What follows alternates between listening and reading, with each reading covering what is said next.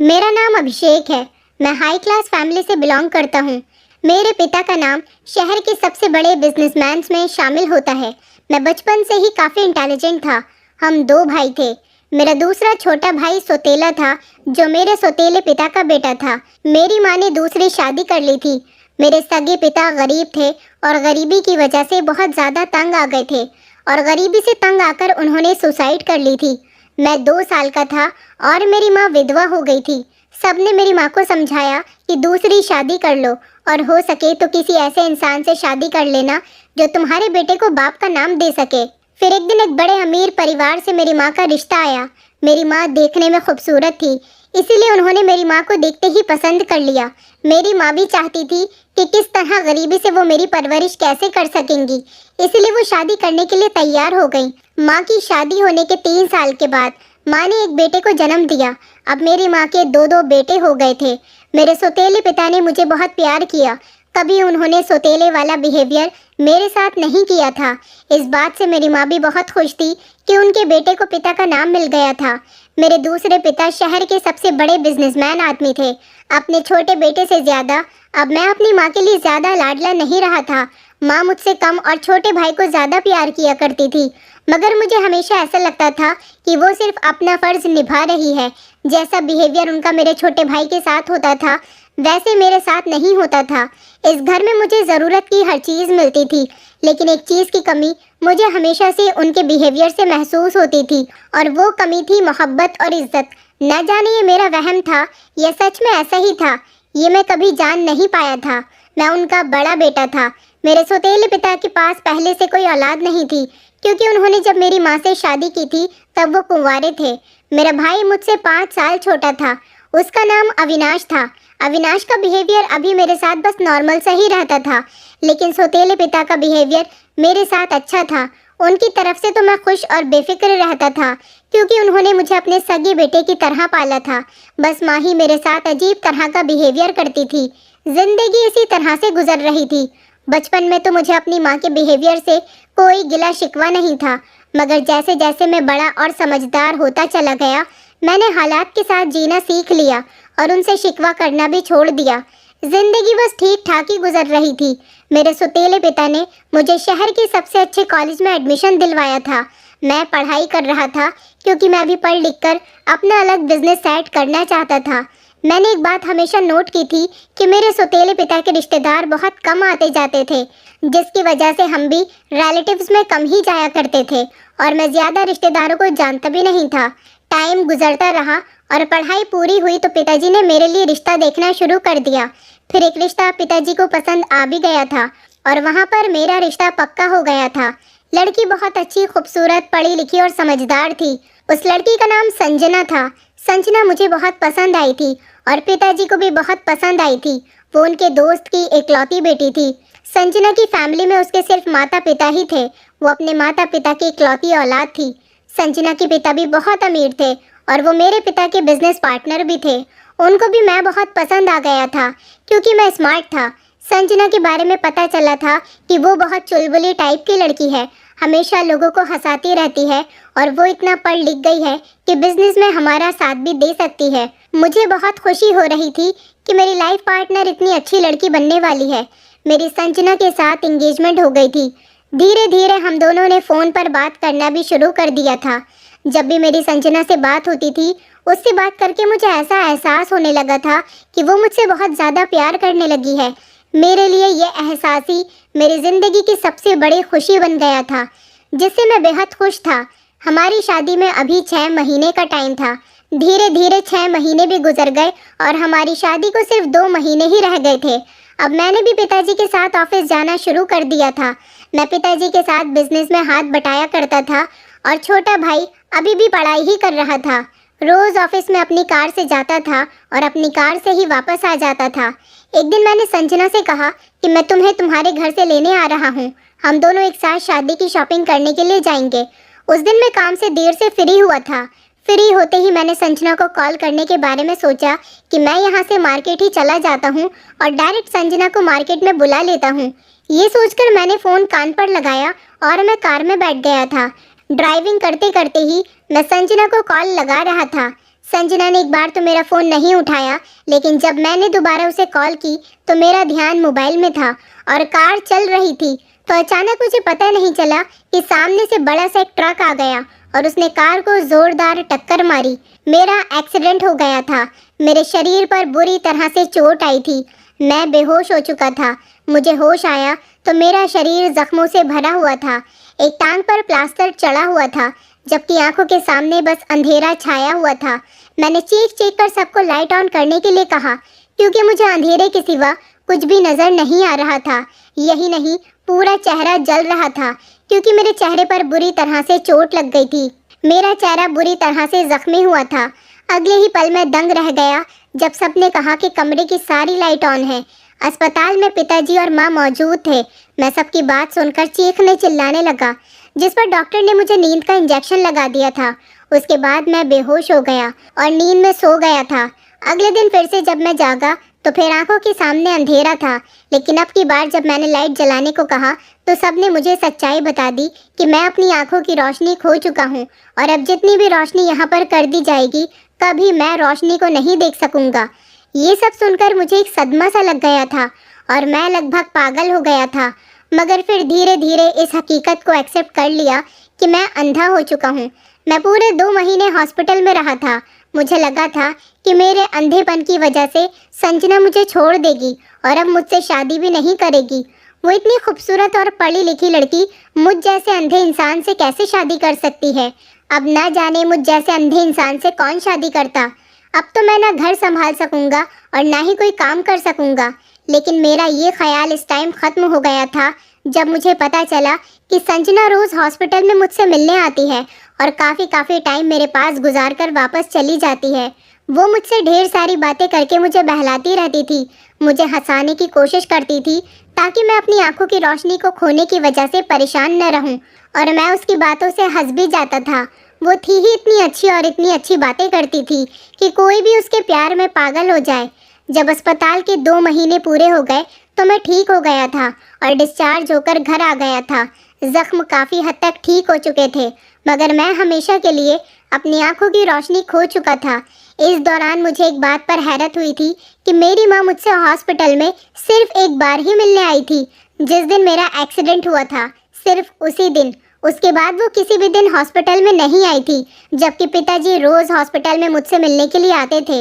मैंने इस बारे में जब पिताजी से पूछा तो उन्होंने इस बात को टाल दिया। इसके बाद मुझे यही लगा कि शायद वो अपने बेटे को भूलती चली जा रही हैं। पिताजी मुझे दिलासा देकर बहलाने की कोशिश कर रहे थे। मैं पूरी तरह से सेहतमंद हो गया था। अब मेरी और संजना की शादी की तैयारी शुरू हो चुकी थी। हमारी शादी अब सिंपल तरीके से हुई थी, क्योंकि अब मैं नहीं चाहता था कि ज़्यादातर लोग हमारी शादी में आए और मेरे अंधेपन के बारे में सोचकर बातें बनाएं। इसीलिए मैंने ही पिताजी से कहा था कि मैं सादगी से शादी करना चाहता हूँ। इस बात से संजना को भी कोई एतराज़ नहीं था और न ही उसकी फैमिली को कोई एतराज़ था। और फिर एक दिन हमारी शादी भी हो गई, पता ही नहीं चला। संजना मेरी पत्नी बनकर मेरे घर आ गई थी, लेकिन मेरी माँ संजना से भी खुश नहीं रहती थी। उन्होंने कभी संजना को आशीर्वाद नहीं दिया और ना ही उससे बात करने की कोशिश की। माँ तो अब बिल्कुल बदल चुकी थी। मुझे अपनी माँ से ऐसी उम्मीद नहीं थी।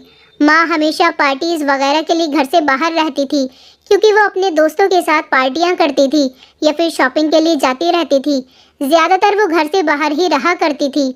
शायद माँ को संजना पसंद नहीं थी। अब तो मुझे पूरा यकीन हो गया था कि माँ मेरी और संजना की शादी से खुश नहीं है। लेकिन संजना मुझसे कहती थी कि मुझे खुद पर पूरा यकीन है, मैं अपनी सास के दिल में जगह ज़रूर बना लूँगी। पिताजी ने मेरी शादी की खुशी में घर में बहुत अच्छी डेकोरेशन करवाई थी। इस डेकोरेशन को मैं अपनी आंखों से तो नहीं देख पाया था, क्योंकि मैं अपनी आंखों की रोशनी खो चुका था। मुझे बहुत शौक था कि मैं खुद अपने हाथों से अपनी शादी के सारे इंतज़ाम करूं, शादी के सारे फंक्शंस एंजॉय करूं, मगर सब कुछ बर्बाद हो गया था। मैं इन्हीं सोचों में गुम था।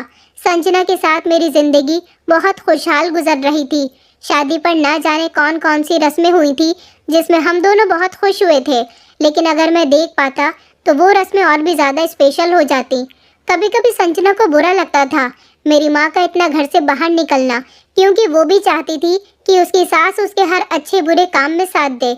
मेरी माँ ने कभी मेरी पत्नी के सर पर प्यार भरा हाथ तक नहीं रखा था, ना ही कभी उससे बात करती थी। पिताजी का बिहेवियर संजना के साथ बहुत अच्छा रहता था। संजना ने जब घर में पहली बार खाना बनाया तो पिताजी ने उसको नेक और बहुत सारा आशीर्वाद दिया। संजना चाहती थी कि ससुर के साथ साथ अगर सास भी उसे इतना ही प्यार करे तो वो इस घर में और भी ज़्यादा खुश रहेगी। एक दिन संजना और मैं आपस में बैठे हुए बात कर रहे थे, तभी अचानक ऑफिस से कॉल आई।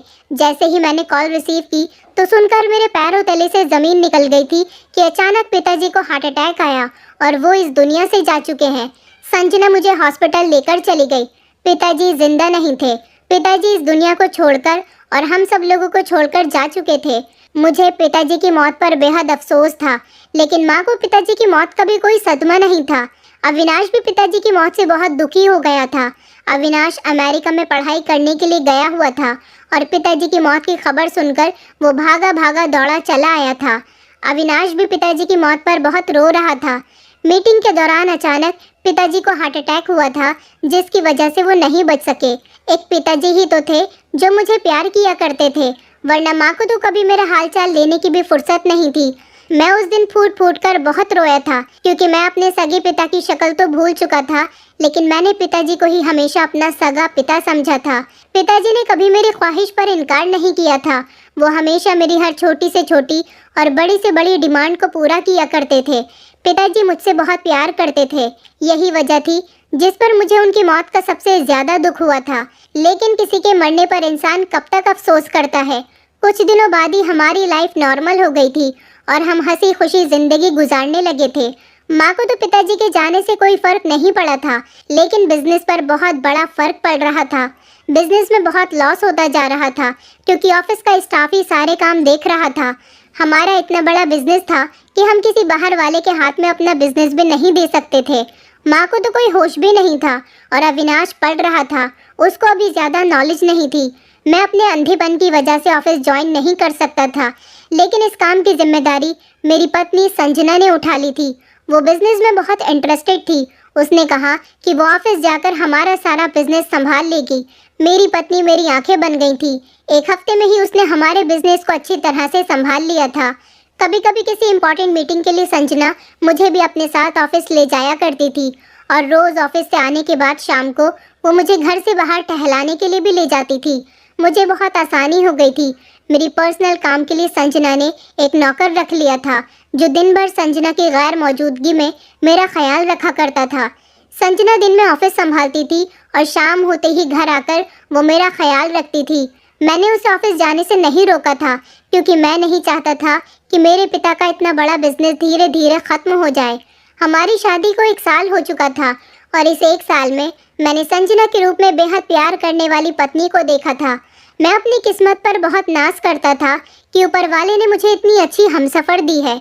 अपनी कमज़ोरी को मैं कबूल कर चुका था और अब मुझे ऊपर वाले से कोई शिकायत नहीं थी।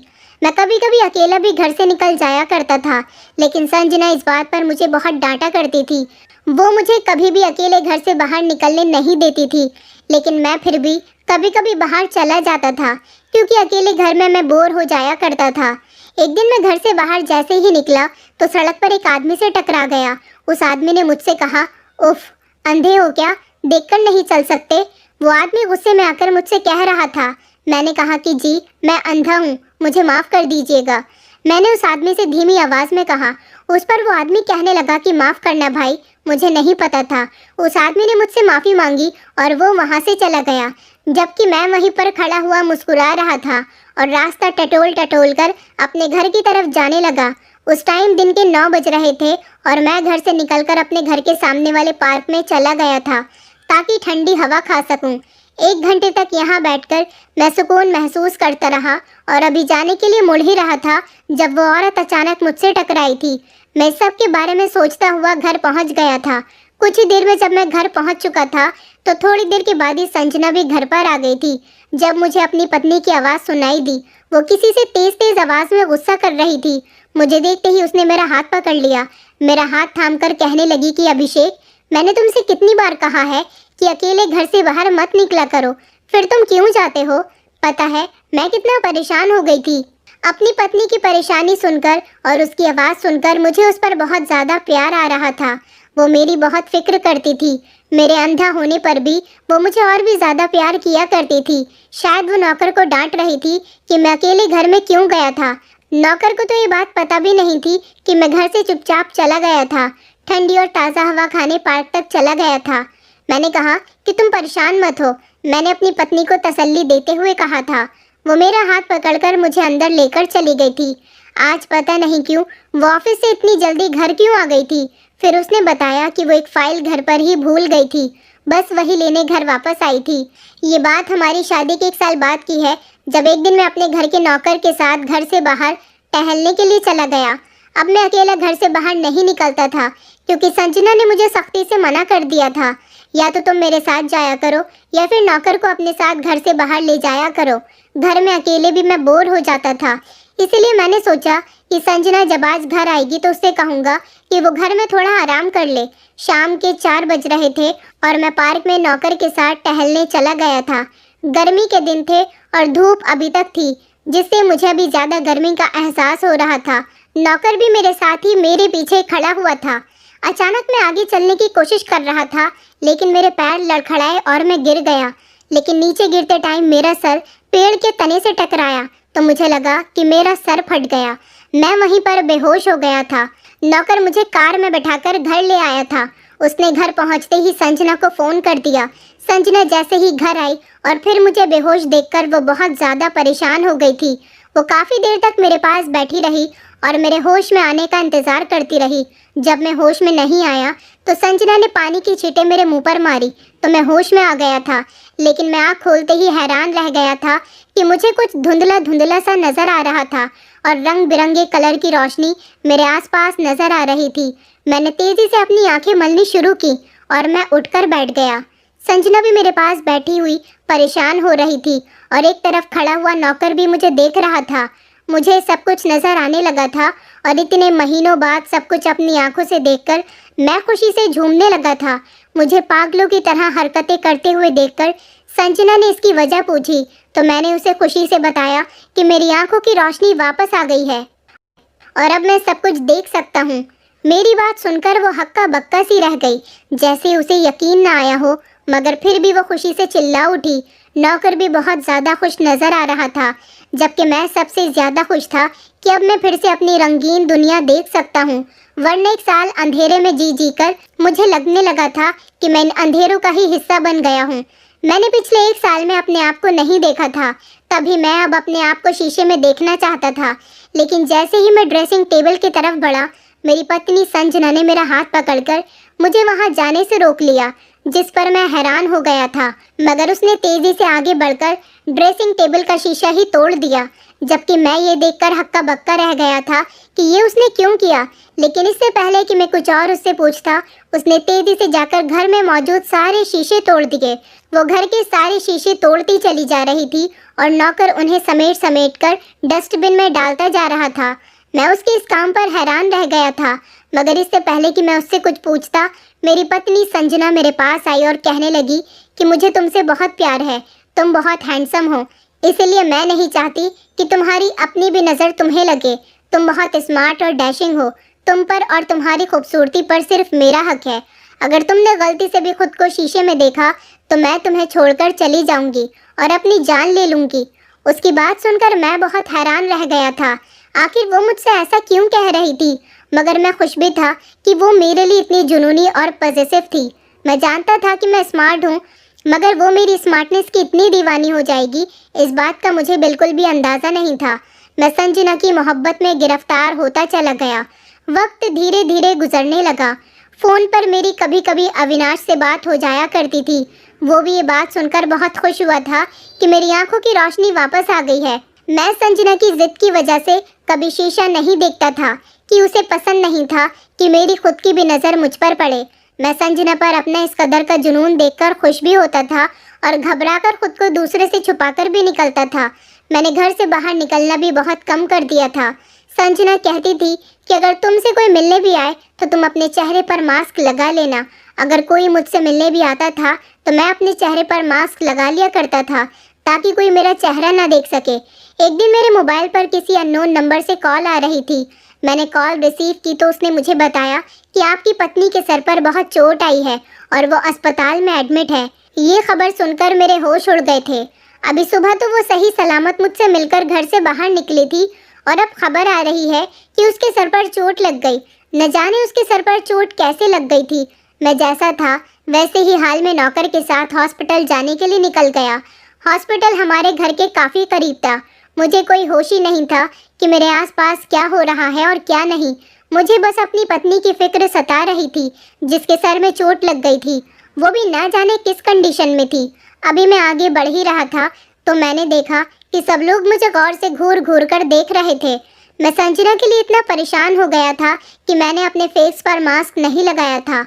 उन सब की अजीब अजीब सी नज़रों को देखकर मैं डर गया था कि मैंने अपना चेहरा क्यों नहीं छुपाया। मैंने अपना चेहरा नहीं छुपाया था तभी तो मुझे सब लोग घूर घूर कर देख रहे थे।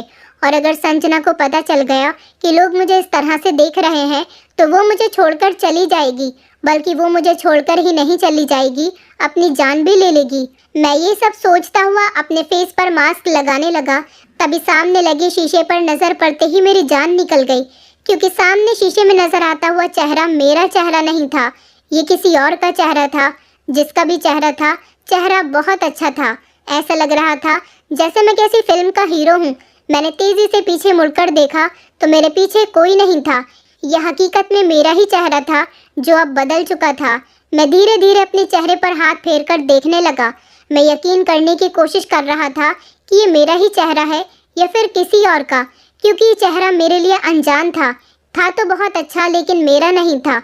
मैं ज़ोर ज़ोर से चीखने लगा क्योंकि ये मेरा चेहरा नहीं था।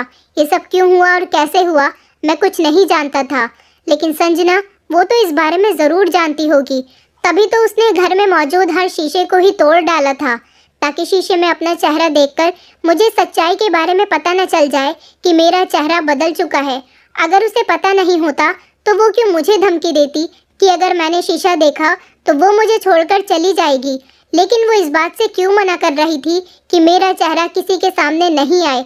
ये सवाल मेरे दिमाग में आते ही मैंने अपनी चारों तरफ देखा तो अब भी कई लोग मेरी तरफ गुस्से भरी नज़रों से देख रहे थे। मैंने तेज़ी से खुद को संभाला और अपने चेहरे पर मास्क लगा लिया और रिसेप्शन पर संजना के बारे में पूछकर सीढ़ियों पर चढ़ता हुआ संजना के कमरे की तरफ चला गया। लेकिन अब की बार मैंने अपने चेहरे पर मास्क लगाकर अपना चेहरा छुपा लिया था, क्योंकि लोगों की ऐसी नज़रें मैं बर्दाश्त नहीं कर पा रहा था। कुछ देर में मैंने संजना के कमरे के पास पहुंचकर जोर से दरवाजे को खोल दिया तो अंदर मौजूद डॉक्टर और नर्स के साथ साथ संजना भी चौंक उठी। उन्होंने मुझे घूरा और संजना को आराम करने के बारे में कहकर कमरे से बाहर निकल गए। मैंने अपनी पत्नी की तरफ देखा जिसके सर में मामूली सी चोट लगी हुई थी, हाथ पर भी पट्टी बंधी हुई थी। संजना की आंखों में आंसू थे। उसे देखकर लग रहा था कि वो परेशान है और जो ये बता रहा था कि वो चोट लगने की वजह से कमज़ोर हो गई है। मैंने संजना से पूछा कि तुम कैसी हो।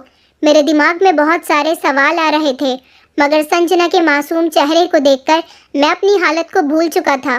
संजना ने मुझसे कहा कि मैंने तुमसे मना किया था घर से निकलकर ज़्यादा दूर तक मत जाना, तो तुम यहाँ पर कैसे आ गए। मैंने संजना के सवाल को इग्नोर किया। मैंने अपने चेहरे से मास्क हटा दिया। अब मेरा चेहरा उसके सामने आ गया था। वो मुझसे कहने लगी, मास्क क्यों हटा रहे हो, जल्दी से अपना चेहरा ढक लो, कहीं किसी की तुम पर नज़र न पड़ जाए। संजना के चेहरे के एक्सप्रेशन बदल गए थे। मैं हैरान तो हुआ था, लेकिन मैंने अपने चेहरे पर मास्क नहीं लगाया।